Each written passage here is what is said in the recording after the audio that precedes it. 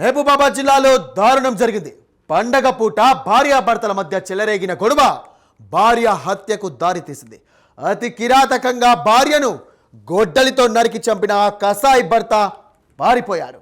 Case నమోదు చేసుకున్న పోలీసులు విచారణ జరుపుతున్నారు. తల్లి అతిగారాభం వల్లే కన్న కొడుకు చెడు తిరుగుళ్లకు అలవాటు పడుతున్నాడని భర్త ఆగ్రహంతో ఉన్నారు. ఈ విషయమై భార్యాభర్తల మధ్య తరచూ గొడవలు జరిగినట్లుగా పోలీసులు ప్రాథమిక విచారణలో తేలింది.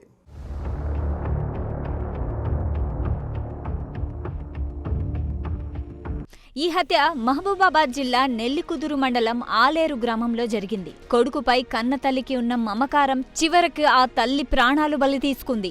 ఆలేరు గ్రామానికి చెందిన చీకటి నరేష్, స్వప్న దంపతులకు 2 కుమారులున్నారు. కిరాణా షాప్, చికెన్ సెంటర్ నడుపుతూ ఎలాంటి ఆర్థిక ఇబ్బందులు లేకుండా జీవనం సాగిస్తున్న వారి సంసారంలో గొడవలు మొదలయ్యాయి. పెద్ద కొడుకు దారి తప్పడం భార్యాభర్తల మధ్య కలహాలకు కారణంగా మారింది.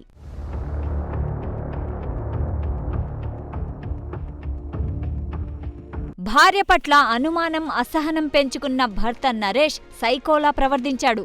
ఇంట్లో ఉన్న కొడుకు, కుటుంబ సభ్యులు అడ్డుపడుతున్నా ఏమాత్రం కనికరం లేకుండా తన భార్యను అతి కిరాతకంగా గొడ్డలితో నరికి చంపాడు. భార్యను హత్య చేసిన తర్వాత అక్కడి నుంచి పారిపోయాడు.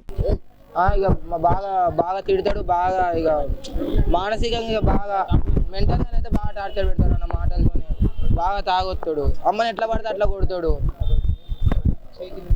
ఇక అమ్మని అయితే బాగానే కొడతాడు. మధ్యలో పోతే నన్ను కూడా కొడతాడు. ఆపుతానికి పోతే నన్ను కూడా కొట్టిండు ఇక్కడ కాడబద్దు అనుకొని.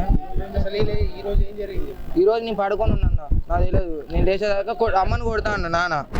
అమ్మని కొడతా అంటే నేను ఆపుతానికి పోయినా.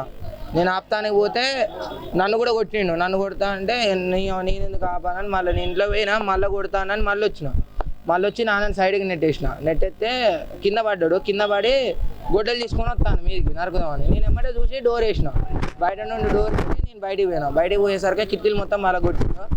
పలగొడితే మా చెల్లెని డోర్ తీసి వెళ్ళానంటే చెల్లె డోర్ తీసింది. ఇక నన్ను సంతానాన్ని గొడ్డలు పట్టుకొని వచ్చిండు మీదికి. వస్తా అంటే అమ్మ పోరా బయటికి పోరా, వాడు గొడ్డలు పట్టుకొని వస్తాను రా అమ్మ అంటే నేను బయటికి పోయినా.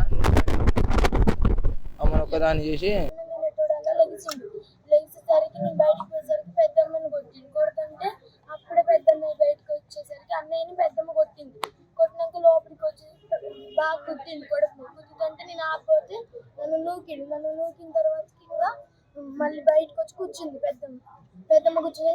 అన్నయ్య అప్పుడే ఉట్టుకుంటూ వచ్చి పెద్దాడిని నూకేసరికి పోయి రూమ్ లో పట్టి బేడం పెట్టేసరికి ఇంకా పెద్దమ్మ వచ్చి బయటకు వచ్చి కూర్చుండేసరికి ఇంకా మళ్ళీ అదంతా వాళ్ళకి గొడ్డలు తీసుకొని ఆ సెల్ఫ్ అక్కడ వాళ్ళకి కొడుతుంటే డోర్ తీసిన తర్వాతకి మళ్ళీ బయటకు అన్నయ్యనేమో వెళ్ళిపోమని వెళ్ళిపోయాడు. ఉరుక్కుంటే వెళ్ళేసరికి అంతలోపల చూసేసరికి అన్నయ్య రైతు వచ్చి పెద్దమ్మని ఫస్ట్ తన్నిండు.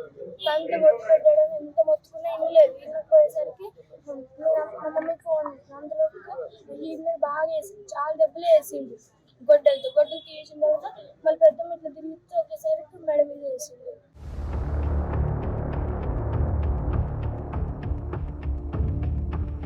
విషయం తెలిసిన వెంటనే రంగంలోకి దిగిన పోలీసులు విచారణ చేపట్టారు. ప్రాథమిక విచారణలో పెద్ద కొడుకు విషయంలో భార్యాభర్తల మధ్య తరచుగా గొడవలు జరుగుతుండేవని గుర్తించారు.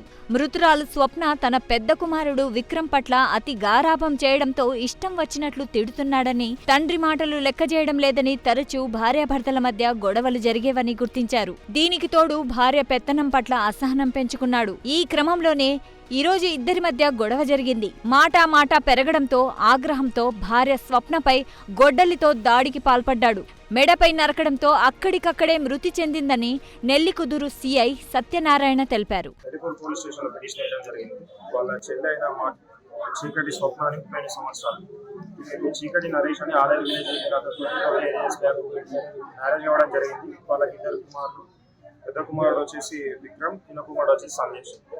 ఈ నిన్నటి దసరా రోజున ఈ విక్రమ్ అనే అతను దుర్గామాత నిమజ్జనం సందర్భంగా బయటికి వెళ్ళేసి లేట్ నైట్ రాకపోవడం వల్ల అతను మళ్ళీ ఈ రోజు ఎర్లీ మార్నింగ్ 4 వచ్చేసి బయట పడుకుని ఉండేసరికి తండ్రి నరేష్ చూసి లోపల పడుకోబెట్టి బయటకు వెళ్ళి ఆ రోజు కులవృత్తి టార్చర్ ఎక్కడం కాబట్టి ఎక్కేసి వచ్చి స్టాప్ తాగేసి వచ్చినట్టున్నాడు. వాళ్ళ కొడుకు చాలా ఇండిసిప్లైన్ అయిపోయిందని చెప్పేసి వాళ్ళ భార్యతోటి గొడవ పెట్టుకున్నాడు. ఆ ఘర్షణలో వాళ్ళ భార్యను గొడ్డలతోటి మెడపై కుడివైపు కొట్టడం వల్ల అక్కడికక్కడే చనిపోయింది. ఈ ఘటనపై మనకు ఈ చనిపోయిన స్వప్న వాళ్ళ అక్కయ్య అమ్మగారు మనకు పిటిషన్ ఇచ్చారు. దీనిపై మనం మర్డర్ కేసు నమోదు చేసుకొని ఇన్వెస్టిగేషన్ స్టార్ట్ చేయడం జరిగింది.